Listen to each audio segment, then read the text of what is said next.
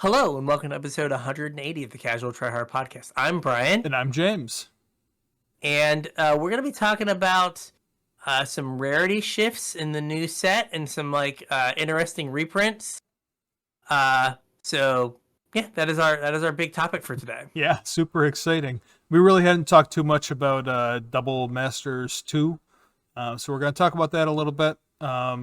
Maybe what we are or are not excited for. And then, like Bryan said, a little bit of rarity shift stuff. Maybe something in the middle about Double Masters 2 v Commander Legends 2. I don't know. We'll see how froggy we get. The year of the Electric Boogaloo. Yeah. Which is everything too. Everything too. So as I said last week, if you've got some show ideas for us or some things that you're interested in and you want to hear our opinions on, please reach out to us on social media. All of our links are in the description below. Wizards has kind of stopped making sets that go into standard and modern. Yeah. For a time. Or even Explorer, Pioneer. Yeah. They're like, yo, here's this cool Explorer format. And we're like, thank you. Are you going to give us new cards? No. No. Oh, thanks. Thanks a lot. So if you've got anything, please let us know because we're a little struggling. We're gonna revisit an old set here before too long. Sure. But we got you guys. If you got anything that you want to hear about, please reach out. Yeah, absolutely. You can do that in a bunch of different ways. They're all linked in the description. All of our social media stuff. There's a link to our Discord in there, our email, all of that stuff. Come join our Discord, send us messages. We really want to know what you think. So do that. If you guys want to support the show, there's a couple different ways you can do that as well. The first is through our TCG Player affiliate link. If you're looking to pick up any cards, head on over to tcg.casualtryhardmtg.com. Anything you purchase after following that link, we'll get a percentage up to help keep the show going. And if you guys want to support us a little bit more directly, you can go to patreon.com/casualtryhardmtg and chip a couple bucks in. All that money goes right to us, helps pay for our hosting fees and all the extra stuff that we do. Patrons get access to our show notes and access to our pre-show, and they also get put on my mailing list. I got a bunch of messages thanking me for my latest mailing. I thought they were pretty cool. I hope you guys all liked them. So if you want to be part of that, head on over to patreon.com/casualtryhardmtg and chip a couple bucks in. Speaking of extra things that we do, we've got our next tournament scheduled. It's going to be Standard Artisan, July 23rd, 8 p.m. East Coast time. It's a Saturday. It's going to be best of 3. And Artisan, in case you're not aware, is commons and uncommons. So anything that is currently legal in Standard at common or uncommon can be in your deck. Sometimes these Artisan formats will limit you to just a play set of uncommons or 2 play sets of uncommons. No limits. We're not doing any sort of limit on ours. So all commons and uncommons, as long as it's at common or uncommon in Standard, you can play it. There should be a link in the description if you want to head on over to mtgmelee.com and sign up. The link, I believe I also posted it in our Discord also. So you can go there and follow the link as well. Or you can just go to mtgmelee.com, either search Casual Try Hard MTG or search for, I think there's an Artisan tag. You can do that also. And then August, we haven't set a date yet, but August is going to be Artisan Brawl. So pick a uncommon commander, and then your deck can't have any rares or mythics in it. And that's it. Yep. And go nuts. Yep. Obviously, Brawl is just going to be best of 1. There's no way to do a best of 3 there. But I think that'll be fun too. Should be cool. Agreed. Yep. Something different, right? Yep. Yeah, I mean, I kind of like doing these wacky tournaments. We talked about it a little bit in the pre-show about how, the traditional formats seem like as soon as Wizards gets their hands into them, they get less fun. So I like doing these weird ones that, there's not really can't break. Yeah, there's not really an established meta. There's nobody monkeying with it. It's just kind of having fun, doing whatever you're gonna do. Yeah, just enjoying ourselves. Yep. Strange, I know. Wild. Wild, not normal behavior. Yep. So, yeah. So that is what we got coming up. I mean, I like the fact that we're playing for like just bragging rights is like infinitely better than playing on the ladder. Oh yeah, absolutely. Infinitely better. If you like play Island and then like play a Spectral Sailor at the end of turn, I will not just snap scoop. Like, I'll be like, all right, I should probably try to win this one. Yeah. Like, I don't want this person to just go like, oh, the host of the podcast snap scoop to Spectral Sailor twice. It's like, okay, Note to self: play let's try to Spectral win Sailor. this. Yeah, exactly. Traumatize me. Yep. Like, nope, I'm out. Yep. Spectral Sailor, I'm out. Yep. So yeah. So we're gonna talk about like, unfortunately, like we've talked about, Wizards has decided that they don't want to give us any new cards for Standard. Or We're set. basically any other format, right? Yeah. Like well, Commander, I mean, you get cards for they- Commander, and I guess technically cards for Legacy, even though they're not really Legacy playable. But you have you heard about the new broken card in Legacy? no, what's that? Displacer Kitten?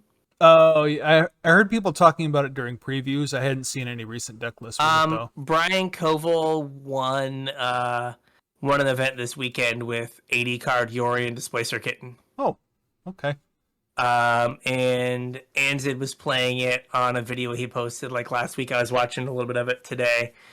Basically, you can just like get infinite Teferi activations or infinite Narset activations.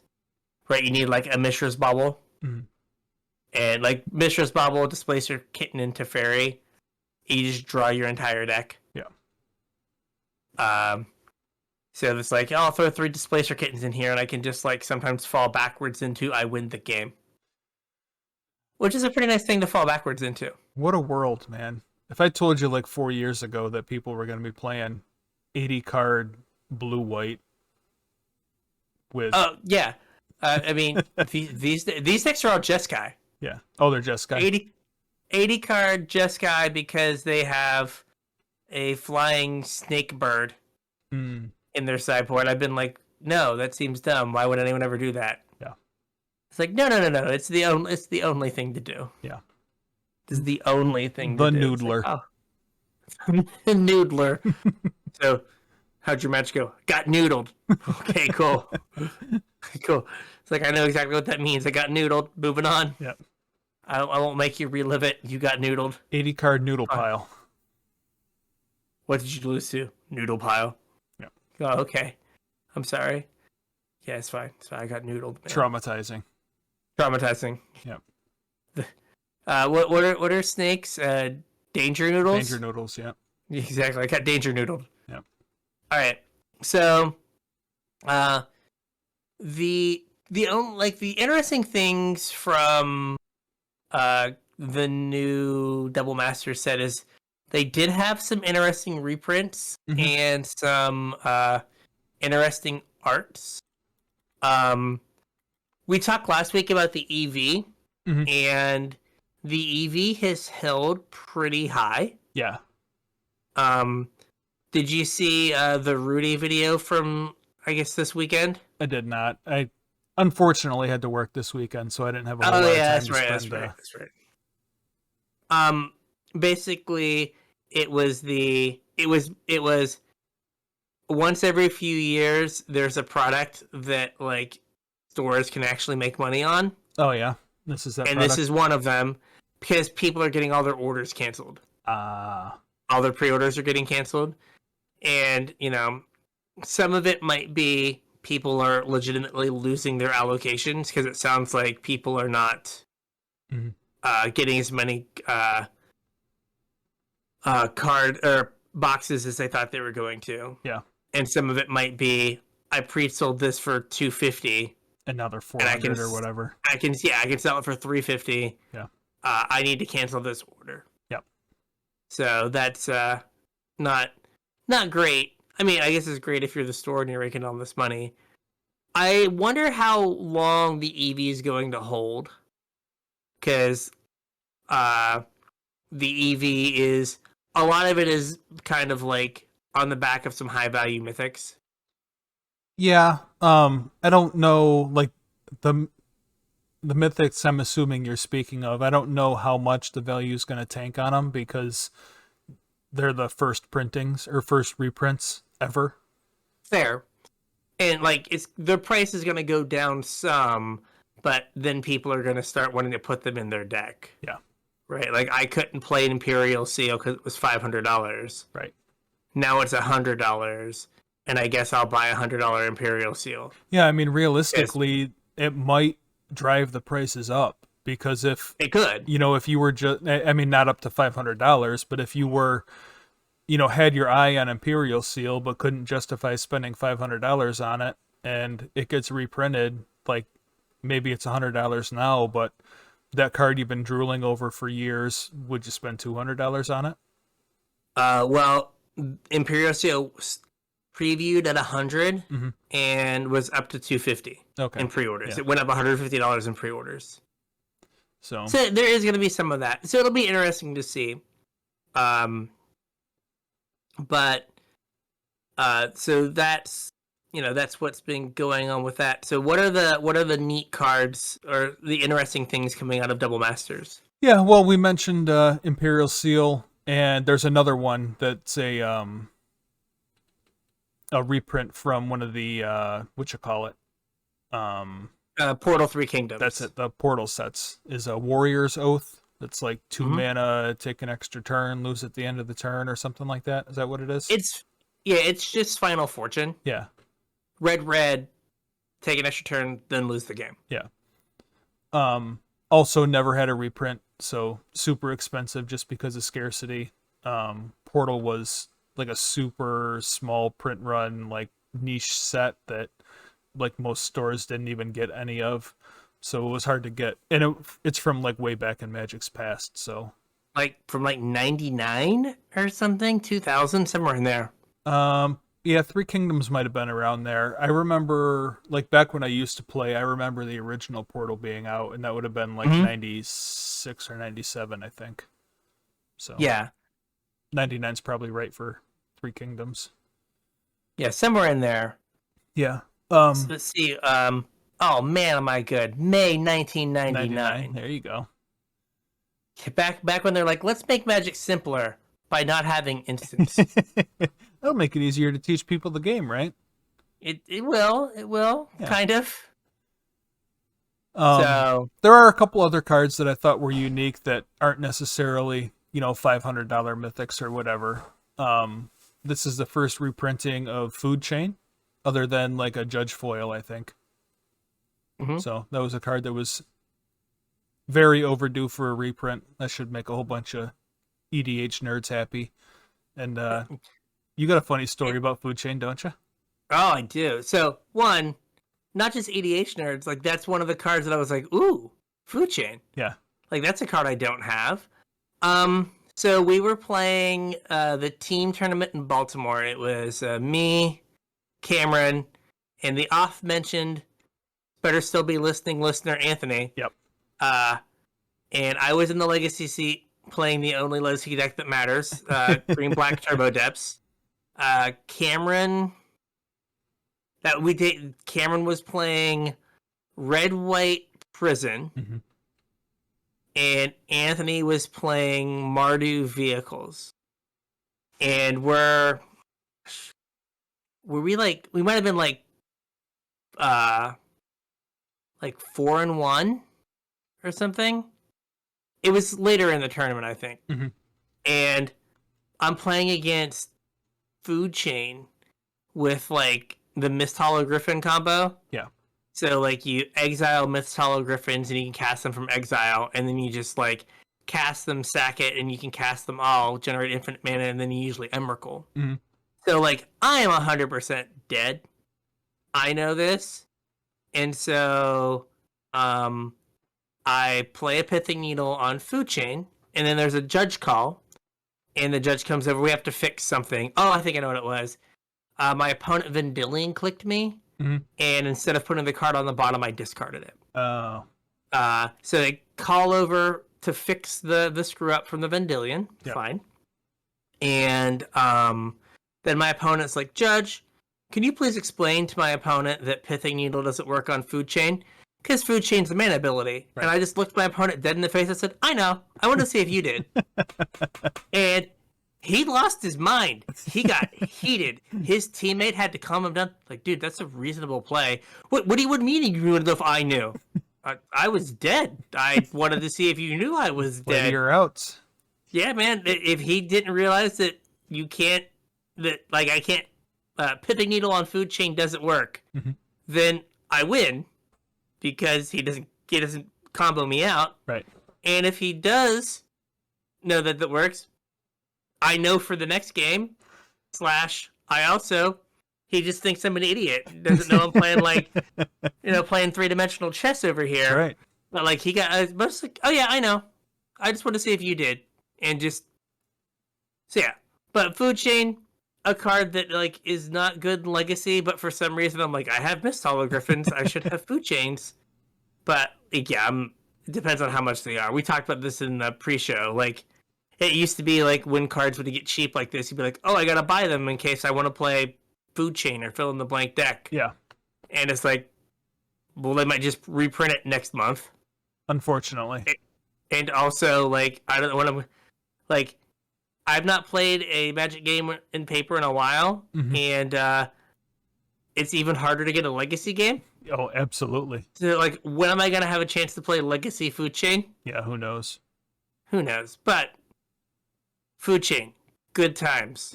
Can't Pithing Needle it. Yeah, so don't try. I mean, I think I have, if you're desperate. I think I have 2 Food Chains. Nice. Like, they were not too expensive, and they got, like, ridiculously expensive. Yeah, I'm sure they have fallen.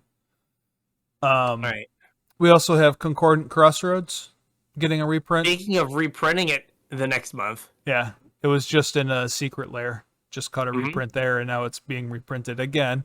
I mean, it's fine. It hadn't been reprinted since Chronicles, I don't think. So it was due for a reprint, but weird that it went 20 years without a reprint, and then all of a sudden in the same year it gets reprinted twice. Yes. We also have Mana Drain. I know that's been reprinted before, but kind of maintained its price and was expensive, so it's good. It gets like reprinted and it's just like $100 again. Yeah. Like it just doesn't. It's just not ever $100. Yeah.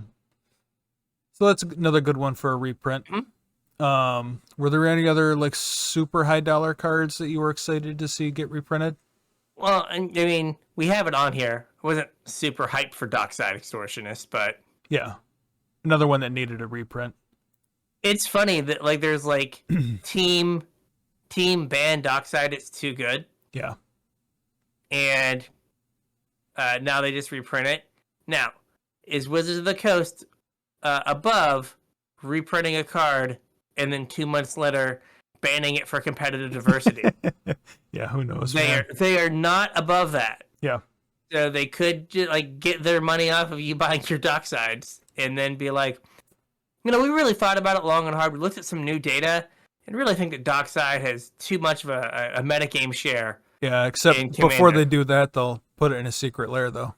Oh, that's true. Yeah, they'll make sure they wring all the money out of it. Yeah.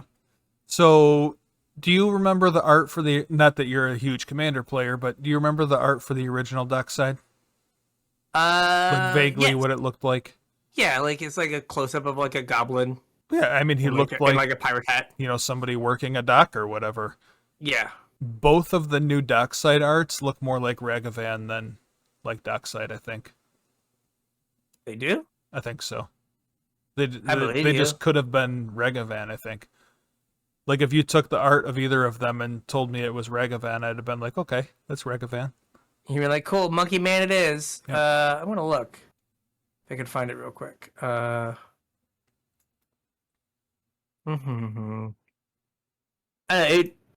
If you told me that they like just like cheaped out and they were like, oh, we were gonna reprint Ragavan, but then we changed our mind at the last minute. Yeah, I'd be like, just reuse okay. the art. Yeah, like okay, I see how it is. You reuse the art. Like, we already commissioned this, didn't we? Yeah, it's fine. Goblin, Yeah. monkey, whatever. Close enough. Yeah, close enough. Close enough. I know, it is, it would not be surprising. Oh yeah, he does 100%. He is a monkey. Oh, it's a goblin. I understand that what you're telling me is that he is a goblin.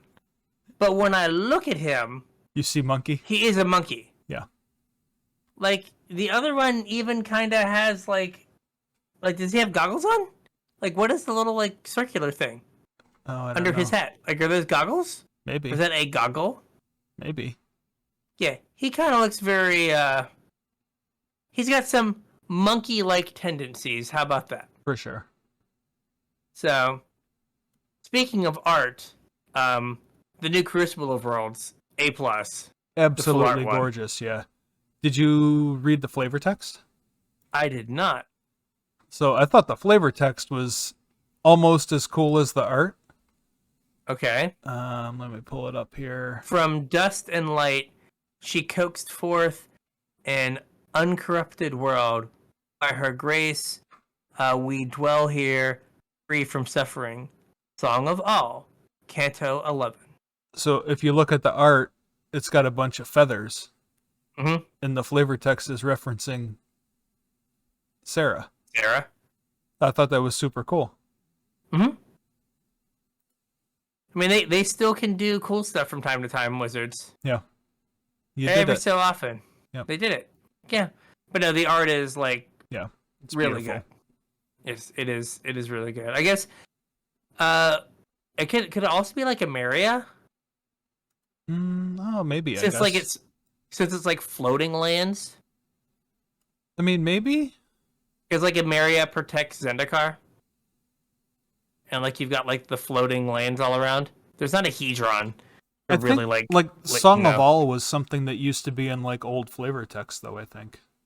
You very well could be right. Yeah. I don't know. I just thought it was cool. Yeah, no, I it got is- the it is very impression good. it was Sarah, but That was my first thought as well, was Sarah. yeah. Super cool, though. One more thing. You are correct. So when you put in Song of All, Oh yeah, you're in Scryfall. you get a bunch of cards from the Urza's block. Yeah. And then like a few other ones. So yeah, I think it's like here's a disenchant with Song of All Canto 881. Yeah. So yeah. Probably Sarah Sarah, it is. then. Yeah. In. W- Sign. yeah. One thing I was surprised at about some of the reprints in Double Masters 2 is they didn't jack the rarity of Force of Negation. I thought for sure that would have been a mythic. Yeah, like I was surprised. Like I almost put in the chat like, "Oh my god, Force of Negation at rare." And then I went and looked, I was like, "Well, it was a rare before." But Well, you're yeah, right. but- Like I was surprised. Like I thought it was going to be a mythic. Yeah. I thought it was going to be one of those cards that I'm a mythic because I'm Expensive. $70. Yeah. Yes. Or $50 or whatever it is. Yep. But no, they restrained themselves. Yep. And Good they on were you, like, Wizards. No. Good on you. Growth. Yep. Showing some growth. I think really only one more card that's super notable is Allosaurus Shepherd. Mm-hmm. Was like $100 from Jumpstart, and it's catching a reprint at Mythic, but catching a reprint, and I think they were pre-ordering around $30, if I remember Okay, that's correctly. not terrible. So way more reasonable than 100. Yeah. Yeah, I haven't gone to see what Force of Negation is right now. That's another one that I'm like, oh, I kind of want that card. Yeah. But I, don't know if I'm, about that life. Not to sit in a box and not get played. Exactly. Looks like they're about $42 on Goldfish. I don't know. They're 43 for the Double Masters and 46 for the Modern Horizons ones. All right. But like the borderless cards, Mm-hmm. like the Force of Negation is also like a beautiful card. Yeah. Yeah, it really is. They did a nice job. Yeah. They did a nice job on a lot of the borderless cards. Yeah. It's weird though, like we've gotten so many borderless cards, it just doesn't feel like Doesn't feel special anymore. Yeah, I agree. Like when they first happened, I was like, "Oh man, this is so cool." But now it's just like, like all right, that's fine, like whatever. Yeah.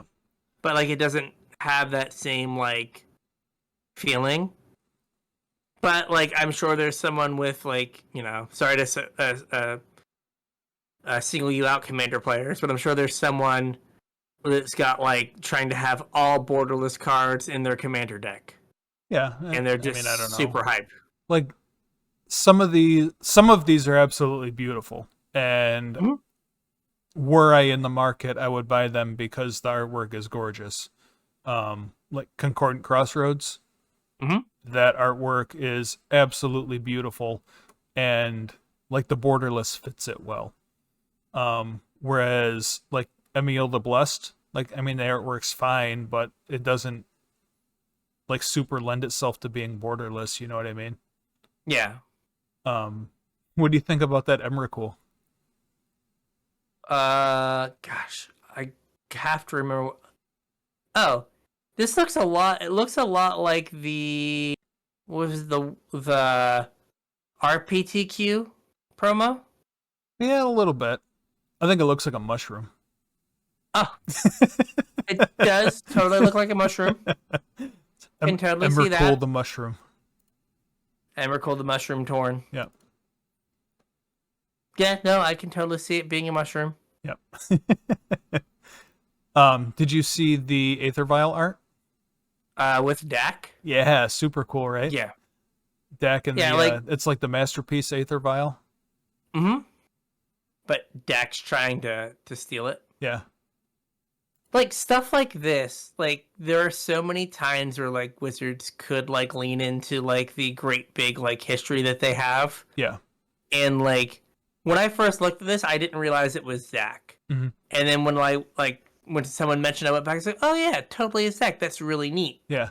Right? Like it doesn't have to be like over the top, hit you over the head, kind of like the Crucible, where it's like, "Oh hey, that's Sarah." Yeah. But then they just sometimes they're just like mushroom Emrakul. Mushroom Emrakul. And you're like, well, I could have done without mushroom Emrakul. And they're like, too bad.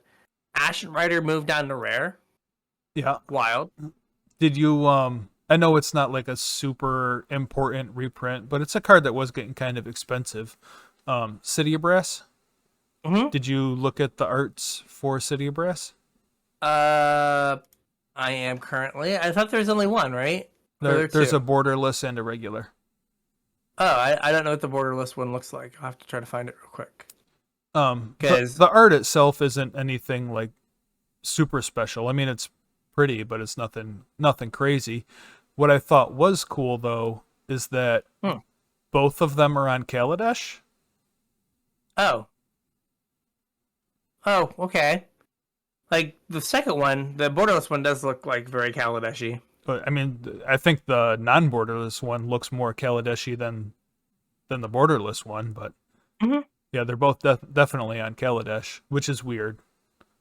Yeah, like a plane that we've only spent like 2 sets on. Yeah, I don't know if anyone's sitting around like waxing poetic for Kaladesh. Yeah. I also didn't know that like it was a $20 card. Yeah, it was getting expensive. It like fixes every mana base in Commander, and also randomly sees play in like combo decks and Dredge and stuff. So, in Modern and Legacy, I wish it would have been Mana Confluence. Didn't Mana Confluence just catch a reprint? Did it? I thought it was like it's still like $50. I think. I didn't think it was. Okay, there was a Secret Layer one. Mm-hmm. But like, there was one in the last Commander Legends. Yeah, but I think it was the like buy a box promo. Yeah. Yeah. Okay, it's 25, so it's come down some. Yeah. But yeah, but like just like if it, Mana Confluence gets played in like Pioneer, Mm-hmm. so like having that card be cheap Yeah, is that's probably true. better than having the Brass be cheap. But whatever, seems fine. Yep. I thought it was cool, especially for like the borderless cards, that they brought back some of the OG artists. Like Richard Kane Mm-hmm. Ferguson was, he did a bunch of stuff for the original Legends set, and he has a very like distinctive style that he paints in. And he did a Yes, bunch of cards in this that's pretty cool. Chaos Warp. Yeah, Grim Um, Flayer he did, Marchese of the Black Rose. yeah, like they're very. You're like they definitely don't look like the way current Magic art is done. No, they're super OG Magic art, or like not Yeah, even Magic art, but like fantasy art. Like that's what fantasy art used to look like. yeah. Like I think that there is. It's not a bad thing. I'm not making a judgment on it, but like a lot of the art now is done digitally. Yeah, you lose some. You lose something. You do lose something, and his art is like I think very much like I'm doing this like Yeah. old timey style. Yep. And you mentioned Chaos Warp. That one's not Richard Kane Ferguson. That's It's not. Phil Foglio. Oh, that's right. Phil Folgio was Sulphurous Springs. Sulphur Spring. A bunch of other stuff too, but yeah. Yeah, Yep. but it is like the guy from Sulphurous Springs. Mm-hmm. Yep. He has a very distinctive style also. Yeah. And Doug Schuler actually did Allosaurus Shepherd, and I don't think he's done a new Magic card in a very long time. He was one Yeah, I one of mean, the original Magic artists. He did the original Mountains were Doug Schuler. hmm so like that's good. Like I enjoy like there's so much history, and it feels like a lot of times Magic like kind of shies away from that Mm-hmm. in attempts of getting like their new audience. Yeah. But like when they you know go back to an artist or something like that from Magic's past, like it does give like boomers like us like the warm fuzzies, Yeah. right? It's like, oh, dude, yeah, I remember that. That's super cool. Yeah. And I was like, oh, nice. I'm glad that like that people get to have that and be like, Yeah. oh, sweet. Like I'm so glad that person got to do a card or whatever. Oh, hey. Speaking of Richard Kane Ferguson, he did the borderless coiling oracle for this set. Oh, he did a. There's a boiling borderless. There are so many borderless cards. Yep. Now, I don't know. I mean, he did Dragonlord Jamoka. Yep. Yep. I don't know where the Coiling Oracle is. I'm like scrolling through. I think We they're by rarity, so the commons are at the end. okay. We might be scryfalling it here. Oh, sorry, I was on Goldfish. Okay, that's probably better than what I'm doing. Yeah. But oh yeah. That's pretty good. Yeah, it's cool. Yeah, but it's nice when they do stuff like that. So you ready for my feel bads? What are Speaking your feel of bads? borderless cards and pretty art and all that, two Okay. of my favorite commanders are in this set. Okay, who are your two? Who are these commanders? Azuri, the Simic Azuri. Okay. Claw Claw Progress. yeah. And Sidisi, Brood Tyrant. Oh yeah. And neither of them got a borderless card. Who doesn't like Sidisi? Savages, that's who. Like I don't know, a card like that is just like I don't know. It just feels good, Mm-hmm. right? Like It does all of gives you a the little bit things of- that are fun. yeah, it gives you a little bit of value, lets you do stuff. Yep. Yeah, it feels good. We don't get those anymore. Nope. We don't get like I played my card. Cool. It did its thing. Cool. I still lost. Oh, you still lost, but you played your card. I did. How did you lose? That happens sometimes. Yeah. Not in modern Magic. It doesn't. Nope. Good sir. Nope. I played my Mushroom Emrakul. I won the game. Yep. Shroomical for the win. Shroomical. Shroomical the Aeon's Torn. Done. So it was about all I had that was super noteworthy from Double Masters. Did you have anything else that you were excited to pick up? Not like I already mentioned. What's it called? Like Allosaur Shepherd, which we talked about this in the pre-show briefly, right? That like, yes, there are cards that like 3 years ago, I'd be like, sweet, I'm gonna like spend $140 on Force of Negations. Mm-hmm. So I don't that know when I I'm have gonna them. use so that I have them. I don't know when I'm gonna use a Force of Negation. Right. Right? Like, there's part of me that's like, if I'm going to a tournament, or if I decide I'm going to like play in a tournament, I will buy my Force of Negations then. Right. Right? So, but like Force, Food Chain, are cards that like are like cards that I would play, right? Just for so I could cascade into stuff. Also, it used to be that like I'm gonna cascade into stupid stuff was like a fringe thing. Yeah. So like it was fun because you were doing like it could win some games that you're doing like the weird fringy thing. Now it's like the second best deck in the format. Yeah. It loses a little appeal. Mm-hmm. Also, like, no one told me that Sensei's Dividing Tops were like $33. Like, I have 4 that I will never use. Like, why? But it's because they're banned in every format you would use them in. This is true. Also, Thrumming Stone works in no format and is $30. It works in Commander. In like one type of Commander deck. Well, it's the only expensive card in those Commander decks, so people are willing to pony up for it. Yeah, it's like, all right, get in there, buddy. Yeah, those are basically it. There's I don't know, there's nothing else that like I was like, ooh. Now, I think our next topic is the rarity shifts, or like our next full topic. Yeah. And like that was interesting. Okay. Like having the cube, and I guess we can like say it here. We'll pump Brad's tires a little bit. We've been invited to play PDH. Yeah, Pauper Commander. Pauper Commander. At some point in the next month or so. So, like some of these, they shifted a lot of cards from rare to uncommon, Mm-hmm. and a lot of uncommons to common. There was a rare to common shift too. Oh yeah, there was. There was. He might end up in the cube. I don't know. But yeah, so like there was a lot of shakeup in those kind of formats. Yeah. Which we were talking about how like PDH Mm-hmm. is kind of interesting because Wizards hasn't decided they're going to design for that format and Yet. like ruin it. And like I feel like now that they know that people enjoy Pauper, Mm-hmm. they're just like, what if we put a bunch of random uncommons at common? Yeah.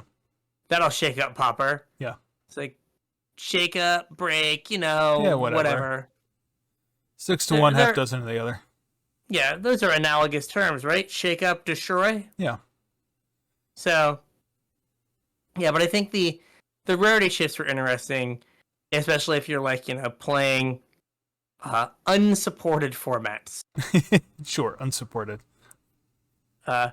Happily ignored. Yeah. Oh, I didn't realize that the Shadowborn Apostle was in the set for $3.50. Yeah. Savages.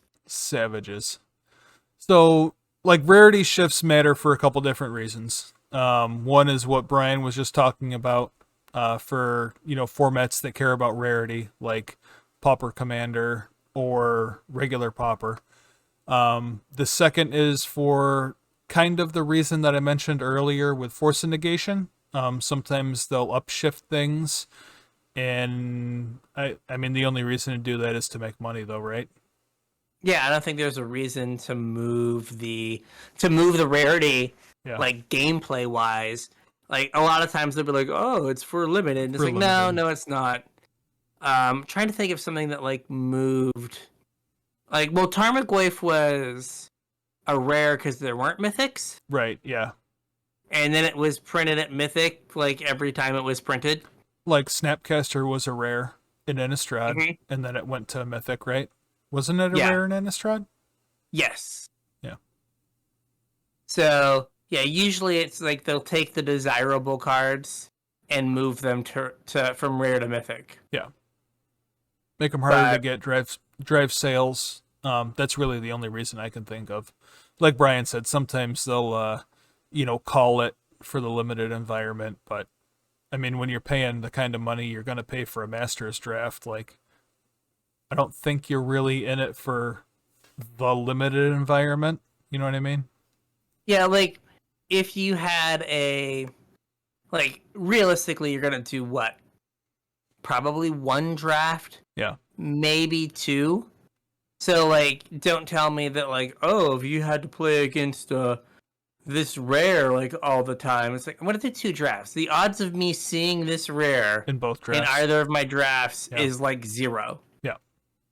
Right, so don't tell me that you've got, oh, I gotta make it mythic so you don't have to play against it too much. It's like, oh, I don't care. Yep. Would much rather not have this issue of not being able to get the card. Yep. So if those are the only two reasons why rarity shifts matter, I don't think it super matters talking about like mythic to rare or rare to mythic shifts. No. So let's talk about ones that matter. Okay. You want to do Pauper Commander first? Sure. All right. So Pauper Commander got a few new generals. For those of you that don't know, one of our patrons, Brad, who we had on the show to talk about Pauper, started a new podcast all about Pauper Commander. So I don't remember the name of it off the top of my head, but I'm sure if you ask Brad in Discord, he'll give you a link to his show. And I think he actually posted up his show in the chat too, so you can check it out there. But it's a uncommon general, and then the deck is all commons. So Pauper Commander cares about uncommon shifts as well. So we had there was a bunch of them that got shifted to uncommon. I picked out 3 that I thought were kind of interesting. The first is Body Double. Do you remember what Body Double does? When it comes into play, you get to make a copy of a creature that is in the graveyard. Yeah. Kind of interesting design space. Kind of a neat like theme to build a deck around. The only problem I see is that if you use that as your general, you're mono blue, and blue isn't like primary for self mill. Like that's kind of a green black thing. Like blue can do it, but it's not usually not as efficient as green or black. So I guess you would lean a lot more to like looting effects if you're gonna do that. Yeah. And is Body Double just your graveyard, or is it any graveyard? I think it's just your graveyard, isn't it? I was just looking at it. I think it's just your graveyard. Yeah. I do believe that is correct, but I'm not 100% sure. Yeah. It's any graveyard. Any graveyard? Okay. Yeah. But you're not really like filling up your opponent's graveyards either, because blue doesn't kill things, so. It's his podcast is super easy to remember. It is the PDH Pod. There you go, the PDH Pod. Thank you for looking that up. Sure, I just scrolled through Twitter really quick. Yep. So yeah, I thought that was kind of interesting. I don't know what you do with it, but it's there. I mean, those things are just fun to have around. Yep. And like also again, like, you know, if you have a peasant cube like we've talked about, like these things are just fun to have like access to, because like that's not an effect that there was at uncommon before this. Right. Yep. I mean, clones in general really aren't typically an uncommon effect. And especially like weird conditional ones. Mm-hmm. The next one I think is super interesting though. and probably, like, if I had to guess, really powerful in PDH, and that would be Lotleth Troll. Yes. Yeah. So this is black-green for a zombie troll. Mm-hmm. It's a 2/1. It has trample. And discard a creature card, put a +1/+1 counter on Lotleth Troll. Pay a black to regenerate it. Yeah. So some graveyard shenanigans because you're discarding stuff to make them bigger. Mm-hmm. Sticky threat regenerates. Lots of opportunity for value there. Yeah. Like free discard outlets are always generally good. Mm-hmm. And the last one that I thought was super noteworthy was Mentor of the Meek. Doesn't see a ton of like constructed play, but white isn't very good at drawing cards. And White Weenie is, if it's not a tier 1 archetype, like it's usually hanging out around the fringes. And a lot of times that deck is built from like commons, uncommons, like Draft Chaff. So I would imagine that there's some decent options for a White Weenie deck. And now you can have Mentor of the Meek at the helm to draw you into more of your Draft Chaff White Weenies. Yeah, and I mean, like that card, I know it's not played a lot, but again, like 5-6 years ago, that card was like respectable. Yeah. Right, like it would see play in like fringe standard decks. Mm-hmm. It would be fine. Yep. So like, yeah, I think the card is like objectively powerful. Yeah. And in a lower powered format, like it's no longer rare power level. Like some of the cards that get shifted, like especially the uncommons to commons, you're like, really? But like, I think Mentor of the Meek is not like a rare power level card in 2022 anymore. No, I don't think so. Like it is. Okay, what is the white Welcoming Vampire? Yes. Yep. Right, like that's what the rare does. Doesn't have a mana gate. It's gated to once a turn. Right. But Mentor of the Meek is like secretly once a turn because you have to pay 2, right? Is it 2? Yeah, it's 2. Yeah, so like it's secretly once a turn. Yeah. So yeah, but it's a card that like you could definitely go off with. Mm-hmm. Right? Like 2 or 3 turns with it on the battlefield. Yep. And you're feeling pretty good with yourself. For sure. And it's in your command zone, so you've always got access to that source of card draw. Always have it. Yep. All right, so the Potpourri cards. So these are cards that most of them moved uncommon to common. Mm-hmm. The one moved from rare to common. All the way down. All the way down, and that was a Dark Dweller Oracle. Yeah. It's like, what, 1 in the red for a 2/2, and you can pay a colorless, sack a creature, and exile the top card of your library, and you can play it? Yep. Yeah. The number of people who thought that this was Goblin Dark Dwellers getting moved to common. Because we were like, Dark Dweller? I think you said that. I might have said it, too. I hadn't seen this, and I think you mentioned something last week about it, and I was like, Goblin Dark Dweller? Yeah, and then like it happened on a stream I was watching. Someone was like, "Goblin Dark Dweller." I was like, "No, Dark Dweller Oracle." Yeah, we've made this mistake before, folks. Yeah, I mean, great sacrifice outlet. Yeah. I mean it's mana gated, but what are you gonna do? Super fits into aristocrat-y type stuff though. Mm-hmm. Lets you draw cards to get like more gas. It's like perfect for that. Yep. And then we had Advanced Stitchwing. Do you remember this guy? I don't know. Is this one of the like discard return it from your graveyard cards? It is, yeah. 3 and a blue for a 3/4 flyer. Mm-hmm. And you can pay 2 and a blue and discard 2 cards to return it to return it from your graveyard to the battlefield tapped. I don't know if there's anything cool in Pauper you can do with this, but I have fond memories of this card. This was in like a super cool like blue-black zombie deck in Standard back in like Shadows Standard. Mm-hmm. So I don't know if there's anything cool you can do with it in Pauper, but It's a unique effect in a color that typically doesn't get that effect.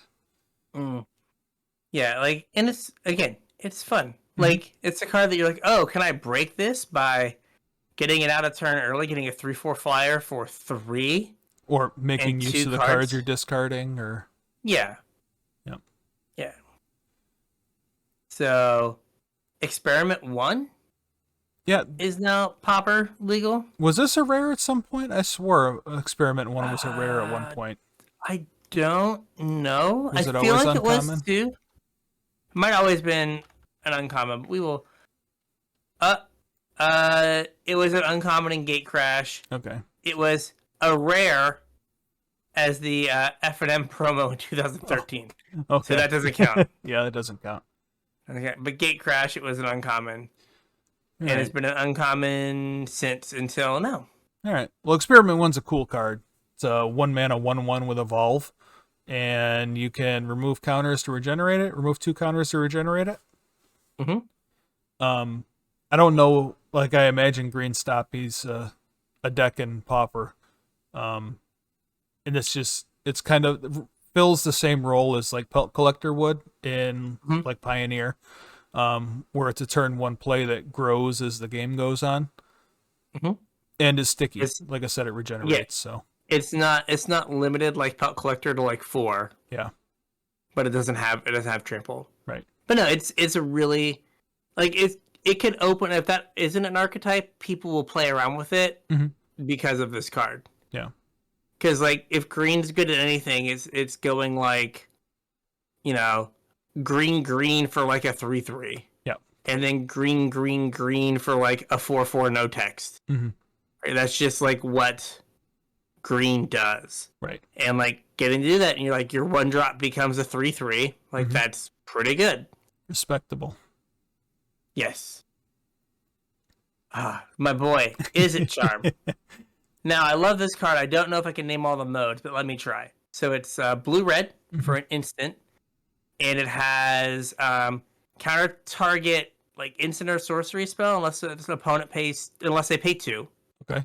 Draw 2, discard 2, and then deal 2 damage to target creature. It is just like as a like combo card, it kind of feels like it does everything I want a card to do. Right? When I need it to like be the discard outlet to fill my graveyard, it does that. Yep. When I need to kill their 1-drop because I've got another way to discard or I'm going to die to it, it does that. I do my combo thing, and I need to be able to like counter their interaction. It does that. Yeah. Like, it just does all the things. Unfortunately, like, I love the card. I don't know if it's ever been good in any deck I've put it in. I always feel like it should be good, and I always put it in, and I'm always like, maybe there's something better here. It's kind of like most of you probably played with Cathartic Pyre, and it's like some amount of Cathartic Pyre. Yeah. It's like a little bit better on the draw than discard side of it, than discard than draw, and it does a little bit less damage to a creature. Yeah. But it's like in that general ballpark of a card. And then we have Might of Old Krosa, which I guess I didn't realize wasn't at common at some point. It's had a couple reprints, but I guess they were all at uncommon. Yes? This is just like a classic infect pump spell. I would imagine that there's infectors at common. I don't know if infect is a deck or not, but Glistener Elf is at common. oh yeah, there we go. For those that don't know, Might of Old Krosa is a green for an instant. Target creature gets +2/+2 until end of turn. If you cast this spell during your main phase, it gets +4/+4 instead. So like you just get to go in hard. Yep. Super duper hard. You're just like, yep, you're dying this turn. Enjoy. Yep.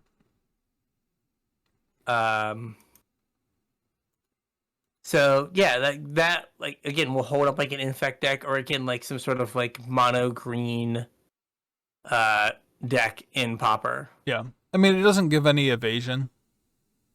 Like, it doesn't give trample. It doesn't give like a lot of those spells give hexproof now, so some sort of protection. It doesn't do any of that stuff. It's just a bunch of stats for 1 mana. Which is kind of why it fits more to like an infect theme than just like a combat trick. It's really not a very good combat trick because it's only +2/+2 if you're using it as a trick.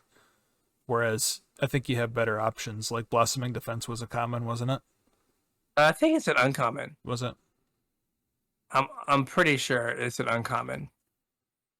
Hey, but you have Blighted Agent at common. Oh yeah, so you could just play Infect. Glistener Elf at common.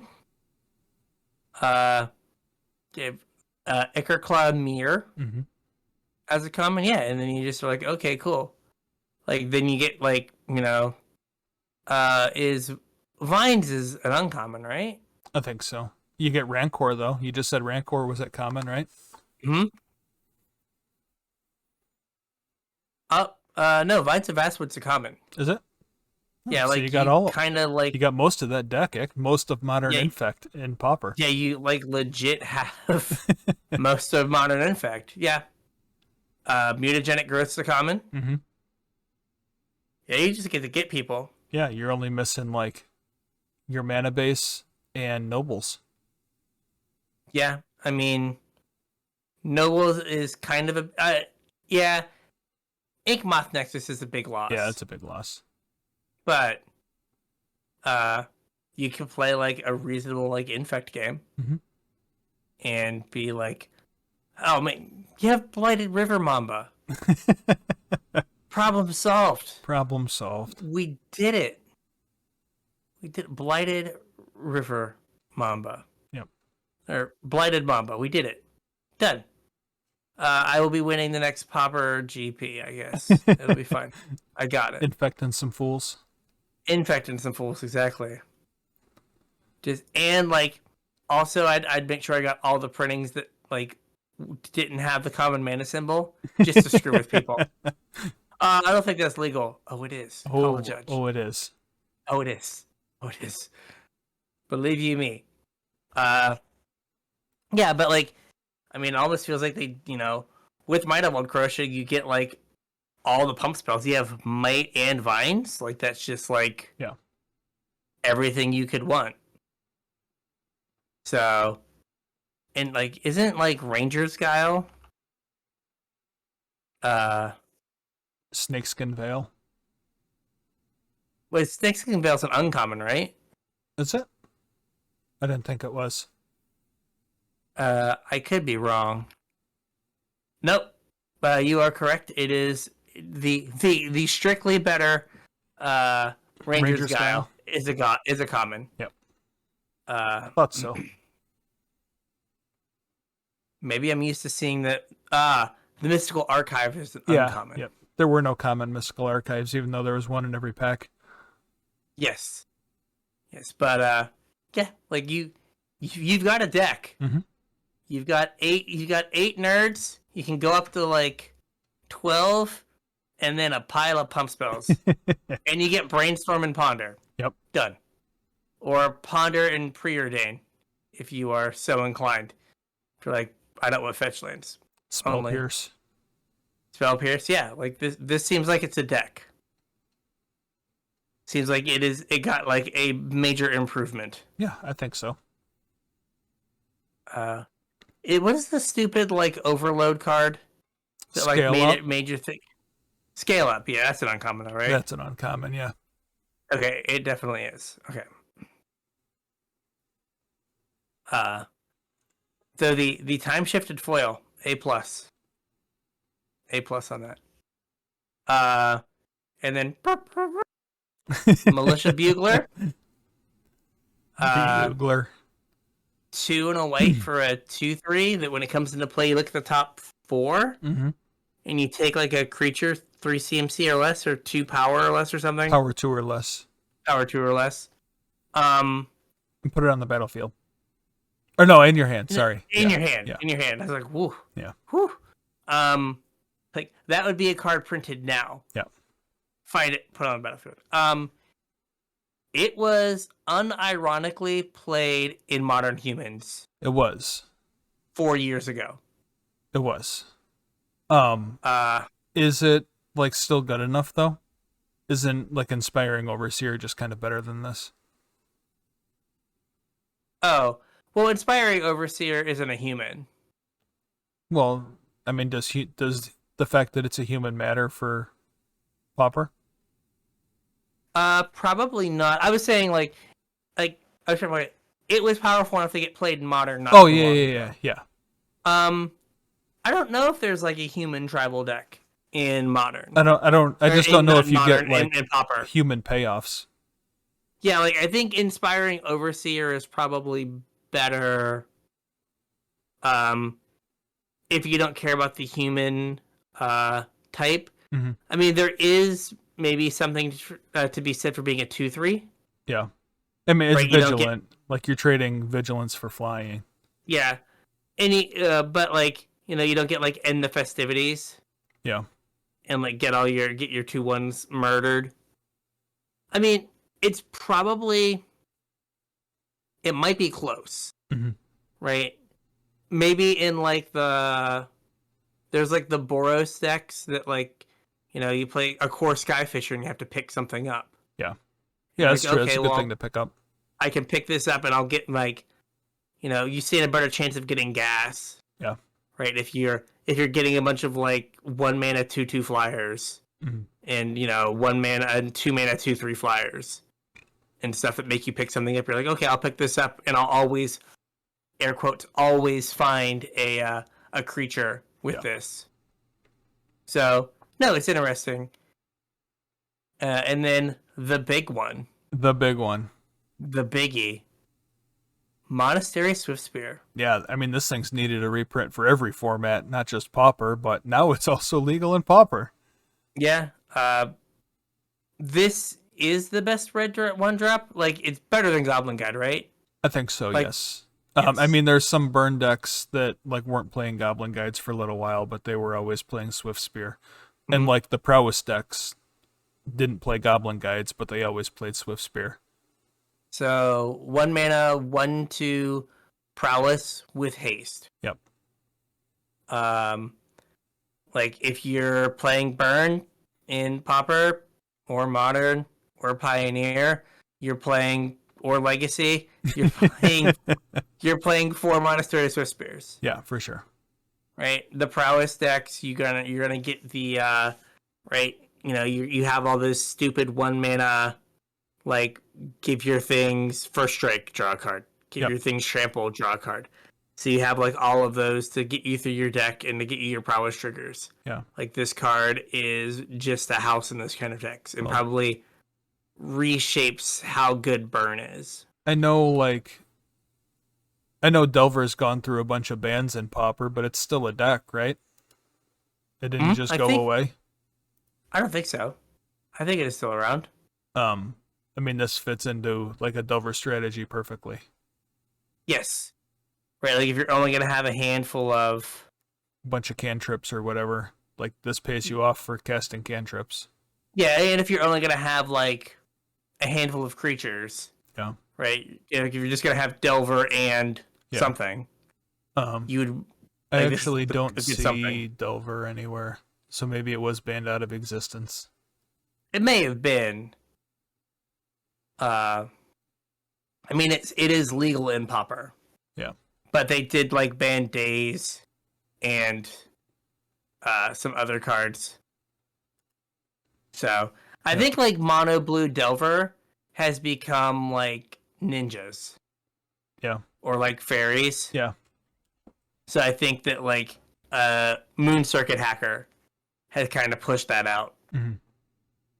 Makes sense. But like you might be able to get like a blue red Delver kind of thing where you have access to Delver and Bolt and Swift Spear and then all the cantrips. You lose the free interaction. Mm-hmm. That's probably fine for a format that's all commons. Yeah. Right? Like you probably don't want, Days to be in the equation. Yeah. But no, I think that it is a oh man, what is the Chain Lightning is legal in Pauper. Mm-hmm. Get Lightning Bolt and Chain Lightning, Swift Spear, and yeah. So there's like a red-black burn deck Yeah. in Pauper. Like, it feels like if you have Black Swift for bump. Spear, they're playing like, oh god, is it Vampire's Kiss? Okay. And the one that gives you two blood tokens. Yeah. It was somewhere between like just burn and like Madness. It played Kitchen Imp Oh, okay. and things like that. But you know, I think like there's a real strong push to just be like all mountains, Chain Lightning, and Lightning Bolt with Swift Spear. Mm-hmm. And Fire Blast is legal in Pauper. Like we got a stew going here, Yeah. and it's like, you know, the best 1-drop of all time with the best the best rate on a burn spell Right. of all time. It's probably a good place to start your Pauper deck. Mm-hmm. So there were a couple more on this list that I must have had a stroke while I was making my list and didn't include. It's like Cartel Aristocrat is one of them. Yeah, Cartel Aristocrat's one of them. Again, if there's some sort of aristocrat style deck that's a free sacrifice outlet. And like that, like those are always really good. Yeah. I guess it's 3 colors. I can't think of another way to do it. But there was like the red-black goblin list that played Skirk Prospector and think of his name, Putrid Goblin. Mm-hmm. Right. So if there's another way to make it so your Putrid Goblin doesn't get -1/-1 counters. Yeah. Right, you could sacrifice it to Cartel Aristocrat for profit somehow. First day of class. First day of class, but then you're in 3 colors. I don't know if there's like a white, like Vizier of Remedies is uncommon. Yeah. Yeah, I don't know if there's anything at common other than first day of class. But the other card that I thought was interesting that for whatever reason didn't make my list was 10th District Legionnaire. Oh, yeah. Yeah. White-red for a 2/2 with haste. And whenever you cast a spell that targets it, you put a counter on it and you scry 1. Like this saw standard play. You occasionally run into this deck in Explorer. Yeah. It is a solid card. I think it will like birth an archetype. It might. Right? Like that's just the kind of card that like, you know, it resolves and you protect it for like 2 turns and you win the game. Mm-hmm. And you're in white, so you have the cards to protect it with. Yeah, you're playing like 4 God's Willings. Yep. And a couple other things. I guess the thing it's missing, I went and checked, Reckless Rage is an uncommon. Oh, okay. Like, if they moved Reckless Rage to common, you would be doing the thing. Mm-hmm. So, I guess there is a bit of a saving grace there. Is that new... I forget the name of it. That new enchantment that gives menace, and when it connects, you get a Sticky Fingers? Yeah, Sticky Fingers. That's a common, right? That is a common. That is a really good call. Like that is a great card with that. Yeah. Gives you mana to protect it, pays you back when it dies. Mm-hmm. Yeah, it does like all the things. Yep. Yeah, no, that is good. That is good. Very, very good. Yep. Too bad it's not common on Arena. Like that would be a heck of a a heck of a thing. Yeah. Like that would be. So what's the Sticky Fingered him? Ew. See, gross. that deck name would be the Sticky Bandit. Just Macaulay Culkin. Ah, there you go. The Sticky Bandit. No, that's really good. I like that. Yep. Right, like on turn 3, you just like your Legionnaire, you Sticky Finger, you attack, you get the treasure. Mm-hmm. You have your God's Willing. They just lose the game. Yep. And you're like, woohoo! Yeah, I'm pretty sure you I just am win so from smart. there. I am so smart. And you'd be super happy with yourself. Yeah, no, I like that. It's good. It's good. Like I thought Cartel Aristocrat was like really interesting to have at common. Yeah. I didn't know like nothing jumped to my head as like, oh hey, this is a thing I'm really going to like there's a way to break it. Yeah. But there's like so many white and black things that just die into Stuff. stuff. Yeah. And I guess the big thing is like the blood artist effects are all at uncommon. Right. Right. That's what like if you had, you know, blood artist, Zilport cutthroat, or the celebrant. What is the celebrant? The black white one? Cruel Celebrant. Cruel celebrant. Like if those were common, then you'd have a deck. Is you then Bastion of Remembrance uncommon? I think it is, yes. Yeah. I am pretty sure. This episode's hard because we have to like think of cards and then remember their rarities as well. Yeah. It is an uncommon, right? Like it's like I can remember a card, but I'm not always gonna remember the rarity. Yeah. But not something I'm used to remembering. yeah, but no, that is but like something like that where you had like that payoff because you have Viscerous here is a common, right? It is. Yep. So like then you have 8 sack outlets. Yeah. They just don't care. Well, I But mean, then you had a bunch of sack outlets though, right? You do like Nantuku Husk. There's another one, Blood Baron. Isn't that just Nantuko Husk but a vampire? Perhaps. And Carrion Feeder, I think, is a common. Oh yeah, Carrion Feeder. You're right. I guess there are more. So I don't know, like if sack outlets were what that deck was missing. It might just be the payoffs to be black white. Yeah. So I know, but it's interesting. To just have. Oh. So I spelled it Blood Baron, like Blood Baron of Zapoko. No. It's like Bairn, Bairn or something. Yes, I found it, Yeah. and it is just Nantuko Husk, but a vampire. Yeah. But I got the other one first, and I was like, he's too good.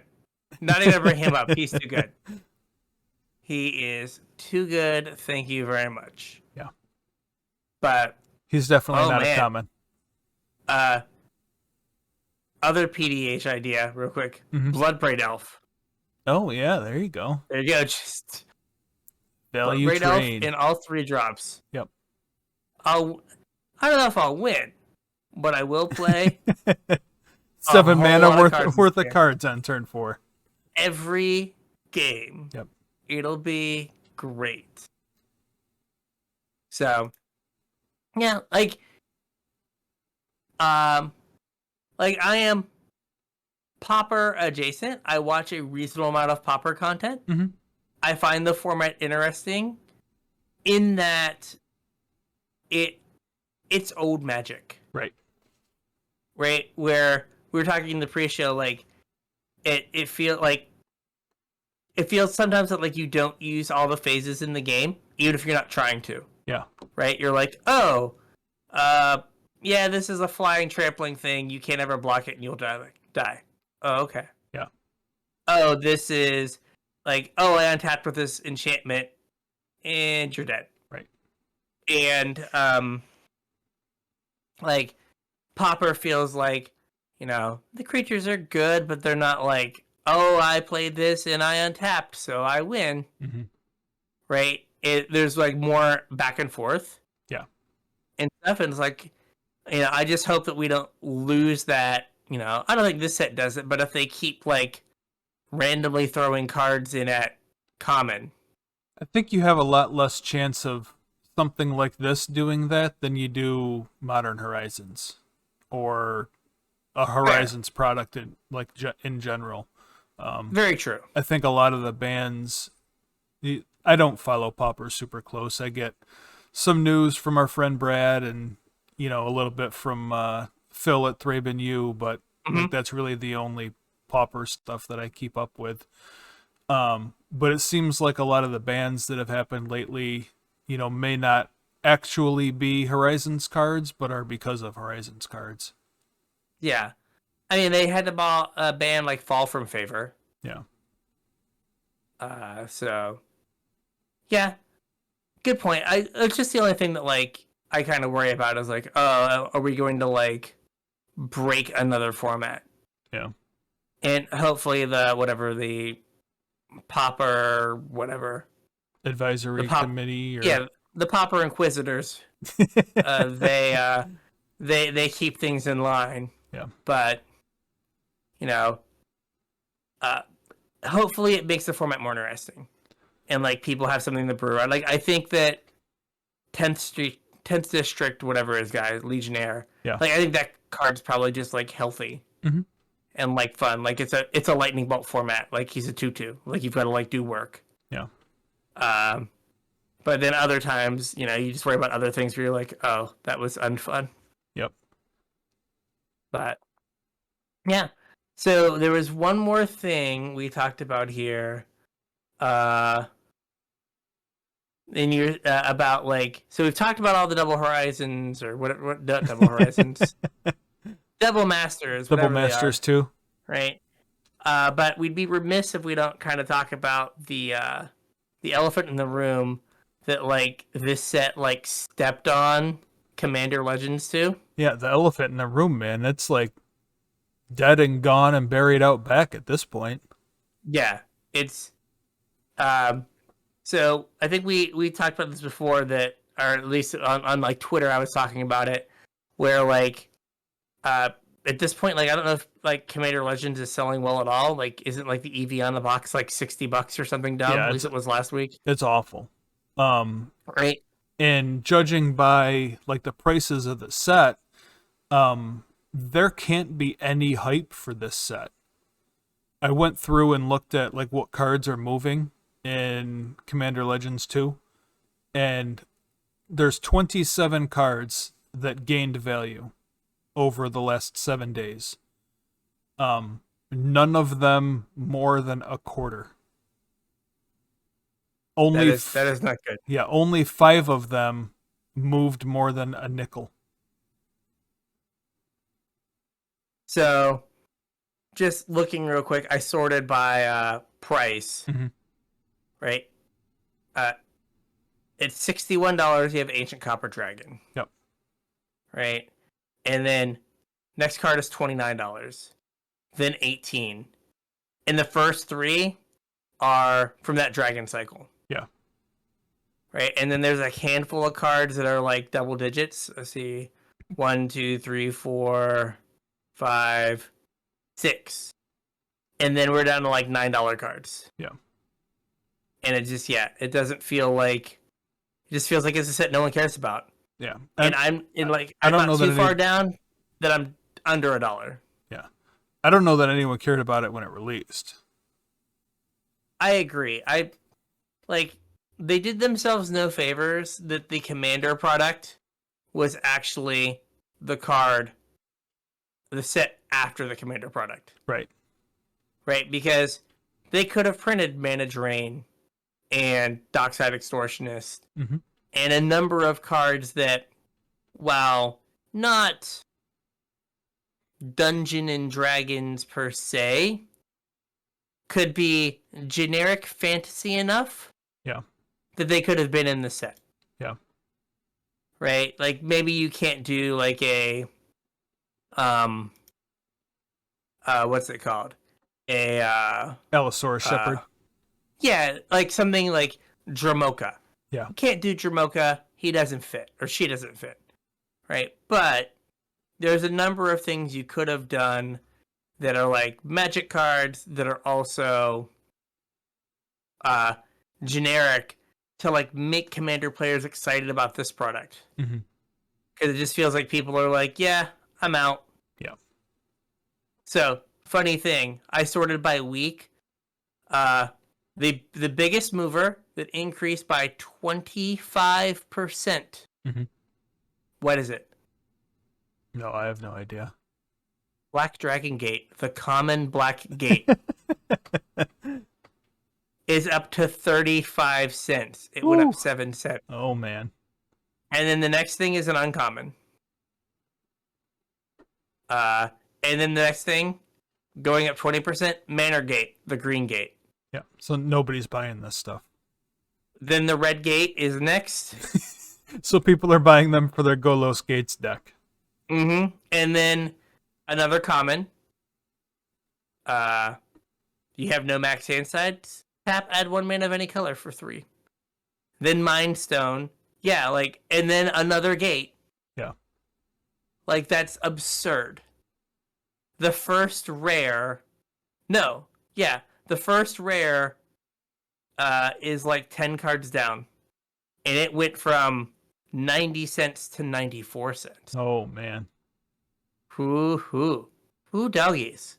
And like I know that it's common for cards to kind of trickle off after a set releases, and especially when another set releases this close to the previous set, but for there to be no cards moving more than a quarter, like that's nobody's buying this stuff. Yeah, like, no one cares. There's no chase card. I mean, there is. Like, it's the red mythic dragon. But I mean, if it was truly a chase card, the price would be going up, not down. Fair. But there's just no excitement, right? Yeah. The set came out, and then immediately they were like, hey, guess what? Here's a set that's better for you as a commander player. Like I said on Twitter, like if you had $100, right? And you only had $100 to spend on Magic this summer, would you buy a box of Commander Legends? Or would you buy a Dockside Extortionist that you've wanted for 3 years or 2 years or whatever? Right.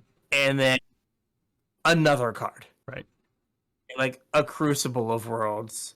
Or, right? Like you're going to buy the Dockside. Yeah. Right? Like that, like, so it doesn't make any sense.